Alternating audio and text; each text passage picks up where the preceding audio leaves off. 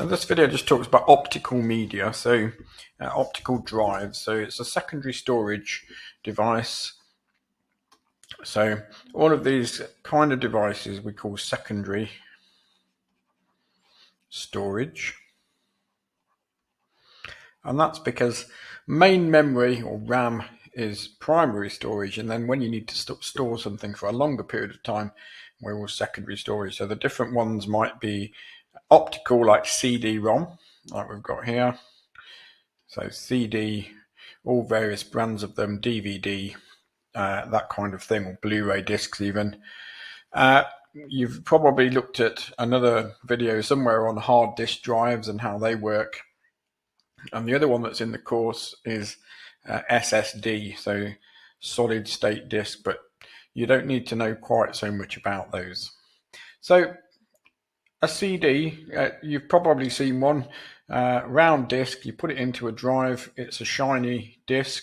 It's shiny because it's optical, the way it reads data. So they use light, so laser. So we shine a laser at the disc and we measure the amount of reflection that comes back. And there are various ways of doing it, but you can have pits and lands on the disc. So flat areas and raised areas. And the flat areas, the light bouncing from the flat area usually comes from underneath like this, bouncing off the flat area like that. There's more light than if you hit the edge of one of these pits, because it tends to scatter the light when it goes on there and you get less that comes back. So that's essentially the way that they're read. So these pits and lands, they're pressed in a pressing plant, so they're actually pressed or burned into the disc using a high power laser. A lot of them commercially are pressed actual physical dents into the disc, and then it's covered up with another layer of plastic. If you're writing it at home, if you've got a disc at home, a CD rewritable or a CD writable like this, then it's not going to use a high power laser for safety reasons, but it might heat up a special plastic material which can heat to one temperature and make it shiny, and another temperature to make it dull. Or sometimes they have a dye layer which can be made darker or lighter when it's exposed to light or not. So this kind of disc, how it's read, so it uses one long spiral track. So unlike a hard disk where it's got what we call concentric tracks, this kind of disc has a long spiral. So I'm not very good at drawing a spiral, I'm afraid, but you get the idea. It's one very long track, and the disc is circular with a circular round track on like this. And a CD, for a music disc, if you had a music CD, I know most of you download your music now, but if your parents or someone else has got a CD that you can find it's music, then it's around about, there's 3.5 miles or 5.6 kilometers this track, and it's that long. So the laser follows the track. So it starts at the one place on the outside perhaps and scans all the way into the middle. It doesn't actually matter whether it goes one way or the other, but it follows the track around. So the laser focuses on the track and the disc spins. So this disc spins around and the laser focuses. Because it's one long spiral track, it spins at a variable speed, because it can't be one single speed, because once you get nearer to the middle, it's a different distance for it to go than if it's on the outside. So it's a variable speed. So there's a read-write head or a read-write device in a similar kind of way to a hard disk, but this time we're not detecting magnetic polarity, we're detecting light reflecting.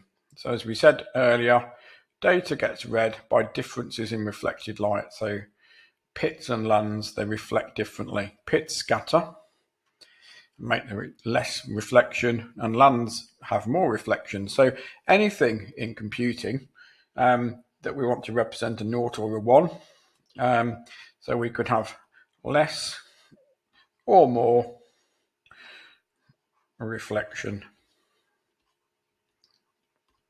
It doesn't really matter how we detect data in computing. There's various ways of doing it: a voltage or no voltage, a higher voltage or a lower voltage, magnetic polarity one way or the other, more reflection, less reflection. There are lots of ways of doing it.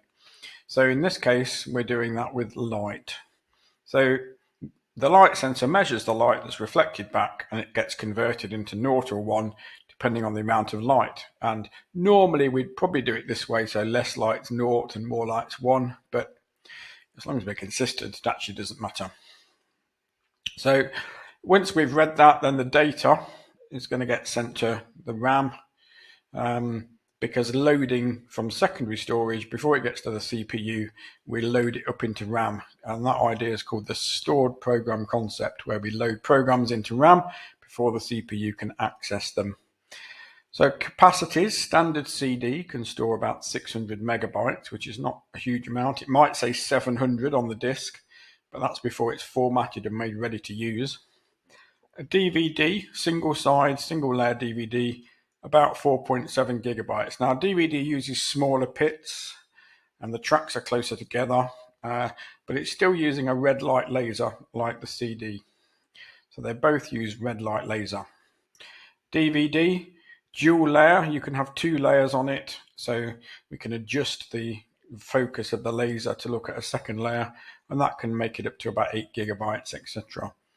I'm not sure entirely that Blu-ray's in the course anymore, but Blu-ray discs could have 25 gigabytes on. They are Sony technology, and as their name suggests, use a blue light laser. So the wavelength of the laser is different, and it means we can again have much smaller tracks and much smaller pits and lands, should I say, and a much smaller distance between the spiral track on a DVD. And again, you can have dual layer on a DVD, or even some of them triple layer, so you can store a lot more data on them. So that's optical discs.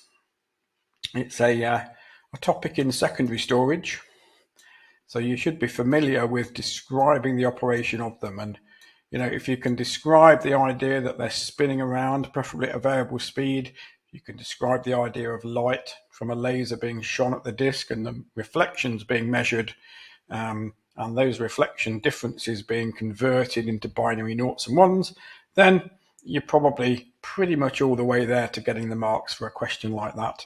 And they may say something like, describe the operation of an optical drive, or they might say describe the operation of a CD Rom drive.